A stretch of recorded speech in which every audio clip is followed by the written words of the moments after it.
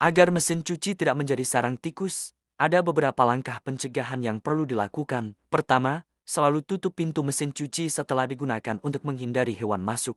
Kedua, bersihkan area sekitar mesin dari sisa deterjen, air, dan kotoran yang dapat menarik tikus. Pastikan juga kabel serta selang dalam kondisi rapi dan terlindungi. Tempatkan mesin cuci di area yang memiliki pencahayaan dan sirkulasi udara yang baik.